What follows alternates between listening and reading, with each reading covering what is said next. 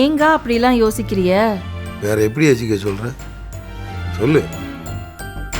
நடந்த விஷயத்தெல்லாம் அப்பாட்ட சொல்லி புரிய வைக்கிறத விட நம்மளை மிரட்டினையும் கூட வாழ்ந்துடலாம்னு சொல்லி முடிவு எடுத்திருக்கேன்டா. அப்ப நான் எவ்வளவு பெரிய கேவலமான ஒரு அப்பாவா இருந்திருக்கேன். ஏங்க நானும் தானுங்கள வீட்டுல இருக்கேன். அரசி என்கிட்டயே எதுவுமே பேசலையே. அப்ப நானும் தானே நல்ல அம்மா இல்ல? எதுக்கு பூரா பழியும் தூக்கி உங்க தலையில போட்டுக்கிறிய? பிள்ளைகளை அரட்டி ஒழுக்கமா பிள்ளைய வளர்க்குறவன் தான் நல்லா தகப்பேண்டு நானும் பார்த்துருக்கேன், கேள்விப்பட்டிருக்கேன். அதே மாதிரி நினச்சிக்கிட்டு தான் நானும் பிள்ளைகளை வளர்த்தேன். என் பிள்ளைங்க என்னை பார்த்து பயப்படுதுகளேன்னு சொல்லி ரொம்ப பெருமை பேசிக்குவேன். ஆனால் இப்போ தான் தெரியுது அதில் 1% கூட சந்தோஷம் கிடையாதுன்ட்டு இப்போ தான் புரியுது. முகமதி, எங்கள் அப்பா அம்மா உயிரோடு இருந்து என்னையும் அவங்க கூட இருந்து வளர்த்துருந்தா பிள்ளைகளோட அருமை உரிமை என்னன்னு எனக்கு தெரிஞ்சிருக்குமா என்னமோ.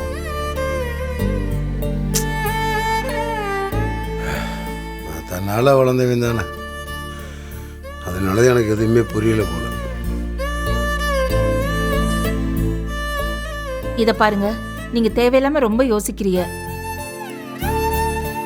இல்லை கோமதி, இப்போதான் நான் சரியா யோசிக்கிறேன். ஏன் கோமதி, இது வீடு தானே, சுடுகாடு ஒன்றும் கிடையாதுல்ல.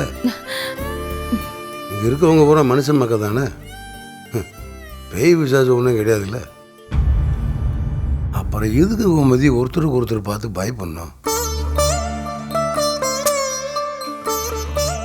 பாவம் பழனிவேலு அம்பிட்டு மன வருத்தத்தில் இருந்திருக்கேன். ஆனால் என்கிட்ட அவன் ஒரு வார்த்தை கூட சொல்லலை. இப்போ என்ன அர்த்தம் சொல்லு? மன விட்டு என்கிட்ட பேசுகிற சுதந்திரத்தை நான் யாருக்குமே கொடுக்கலன்னு தானே அர்த்தம். இல்லை கோமதி, நான் நிறைய தப்பு பண்ணிட்டேன்.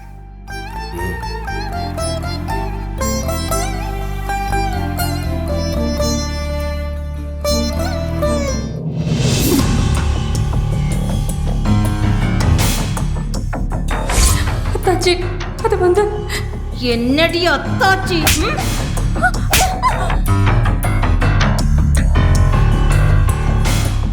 அடச்சி,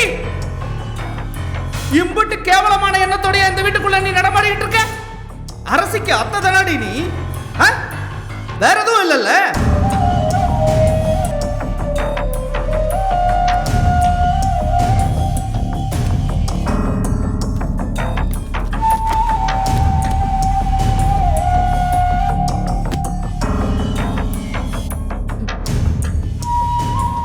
நான் ஒருத்தி இங்க இருக்கிறது உங்க கண்ணுக்கு தெரியுதா இல்லையா? மனுஷன் தானே நீங்க? நான் தெரியாம தான் கேக்குறேன். மனுஷன் தானே நீங்க? மனுஷன் தான். ஆனா நீ மனுஷன் தான் எனக்கு சந்தேகமா இருக்கு. உன் பொண்டாட்டிய உன் அக்கா அந்த அடி அடிக்குது, மானங்கிட்ட கேள்வி கேக்குது, பார்த்துட்டு சும்மா நிக்கிற. சும்மா நிக்காம என்ன பண்ண சொல்ற? நானும் என் பங்குக்கு உன்னை வந்து அடிச்சிருக்கணுமா? இல்ல அசிங்க அசிங்கமா 4 கேள்வி கேட்டிருக்கணுமா? பொம்பளைங்களுக்கு பாதுகாப்பே அவ புருஷன் தான். ஆனா உன்னால எனக்கு எந்த பாதுகாப்பும் இல்ல. போயும் உன்னை கல்யாணம் பண்ணி நிக்கிறேன் பாரு, என்ன சொல்லணும்? ஓஹோ, அப்படியே வரியா நீ? ஆமா, உன்னை யாரு என்ன கல்யாணம் பண்ணிக்க சொன்னது? என்னமோ நான் உன் பின்னாடியே அலைஞ்சு திரிஞ்சு என்ன கல்யாணம் பண்ணிக்கோன்னு கெஞ்சின மாதிரி இல்ல பேசிக்கிட்டு இருக்க. சொல்லு. எங்க அண்ணனுங்க அன்னைக்கு உன்னை கோயிலுக்கு கூட்டிட்டு வந்தாங்கல்ல, அப்ப சொல்லியிருக்க வேண்டியது தானே இந்த ஆளை எனக்கு பிடிக்கவே இல்லைன்னு. ஆமா, ஏன் எனக்கு கழுத்தை நீட்டின? சரிம்மா, அந்த நேரத்தில் உன்னால எதுவுமே சொல்ல முடியல. அவங்க ஏற்பாடு பண்ண கல்யாணத்துல நான் தலைய கொடுத்த மாதிரி நீயும் தலைய கொடுத்துட்ட. இப்ப முழுசா என்னை பத்தி உனக்கு நல்லா தெரிஞ்சு போச்சுல்ல. என்னால உனக்கு எந்த பாதுகாப்பும் இல்லைன்னு நல்லா தெரிஞ்சு போச்சுல்ல. போமா, கிளம்பி போயிரு. என்ன வீட்டை விட்டு போ சொல்றியா? நானா அப்படி சொல்ல மாட்டேன். அதே நேரம் நீ போனாலும் நான் கவலைப்பட மாட்டேன். கொஞ்சம் கூட என் மேல உனக்கு பாசமே இல்லைல்ல? உன் மேல எனக்கு எப்படி பாசம் வரும்? கல்யாணமாகி வந்ததுல இருந்து என்ன டார்ச்சர் பண்ண நான் பொறுத்துக்கிட்டேன். என் குடும்பத்து ஆளுகளை கஷ்டப்படுத்தினா நான் பார்த்துக்கிட்டு சும்மா இருப்பேன்னு நினைச்சியா? போயும் ஒரு சின்ன பிள்ளையோட வாழ்க்கையில விளையாடி இருக்க. சி, என்ன மனுஷடி நீ எல்லாம்? என்ன சொன்ன? இதுதான் உன் குடும்பமா? உன்னை எடுபடி வேலைக்கு தானே வச்சிருக்காங்க. இவங்கெல்லாம் உன் குடும்பம். ஆமா, இவங்க தான் என் குடும்பம். எடுபடி வேலைக்கு வச்சிருக்கும் போதே இவ்ளோ நன்றியோட இருக்கியே. உன்னை சமமா நடத்தினா தரையிலேயே நிக்க மாட்ட போல இருக்கே. இத பாரு, நான் தரையில நிக்கிறேன் இல்ல வானத்துல பறக்கிறேன், அதுல உனக்கு என்ன பிரச்சனை வந்தது? நீ எல்லாம் ஒரு ஏய், போதும் நிறுத்து. பண்ற கேவலத்தை எல்லாத்தையும் பண்ணிட்டு அவன் எப்படி உன்னால இவ்வளவு தெனாவட்டா பேச முடியுது? வாயை திறந்து ஒரு வார்த்தை பேசுறதுக்கு கூட உனக்கு தகுதி கிடையாது. ஏய், உன் இடத்துல ரோஷமா இருக்கிற பொண்ணு யாராவது ஒருத்தி இருந்தா இந்த வீட்டை விட்டு உடனே கிளம்பி போயிருப்பா. ஆனா நீ போக மாட்ட. அது எனக்கும் தெரியும். நீ இங்கேயே இருக்கணும்னு நினைச்சா வாயை மூடிக்கிட்டு இருக்கணும். அரசி விஷயத்துல நீ பண்ணிருக்க பாத்தியா இந்த கேவலமான வேலை? அந்த வேலைக்கு இன்னொரு பேர் இருக்கு. அந்த வேலையை எப்பயாவது திரும்ப பண்ணலான்னு ஒரு நினப்பு வந்தா கூட சரி, அக்காவும் மச்சானும் உன்னை சும்மாவே விட மாட்டாங்க. ஒருவேளை அவங்க பாவம் பார்த்து உன்னை சும்மா விட்டாலும் நான் உன்னை சும்மா விடவே மாட்டேன். புரியுதா? அத ஞாபகம் வச்சுக்கோ. சல்றி.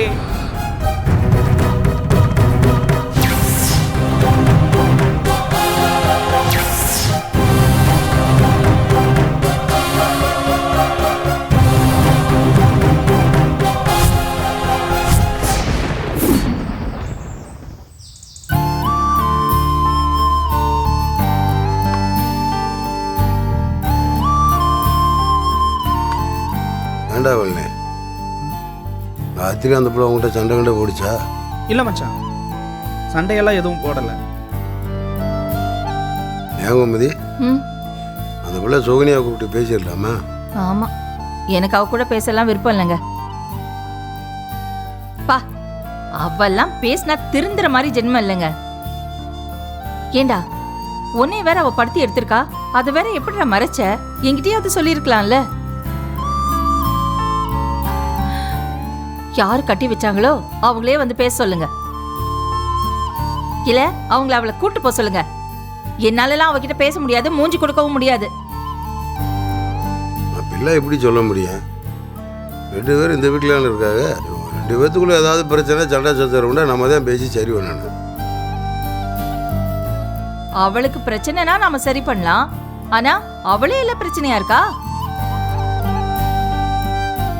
ஏய், நான் எல்லாம் சொல்ல வரேன்னு கொஞ்சம் புரிஞ்சுக்கிட்டு அப்புறமா. அப்பா சோனியா, இங்க வாப்பா ஒரு நிமிஷம். என்னங்க நீங்க? கொஞ்சம் கம்முன்னு இருக்கியா? உட்காருப்பா. ஆமா, குடும்பத்தை கெடுக்கிறவள உட்கார வச்சு வேற பேசணுமா? எல்லாம் நேரம். ஐயே, கொஞ்ச நேரம் அமைதியா இருக்கியா நீ? எப்படிங்க சும்மா இருக்கிறது? என்னெல்லாம் பண்ணிருக்கா. இத பாருங்க, என் வாய் சும்மா இருக்காது. நான் உள்ள போறேன். ஏய், ஆ? என்னங்க? இரு, நீ இருந்தா தானே பேச முடியும். நீ உட்காருப்பா. அக்கா அமைதியா இரு. இப்ப எதுக்குடா பேசணும்? இரு பாத்துக்கலாம். ஒரு சொன்னா புரிஞ்சுக்க மாட்டேன்.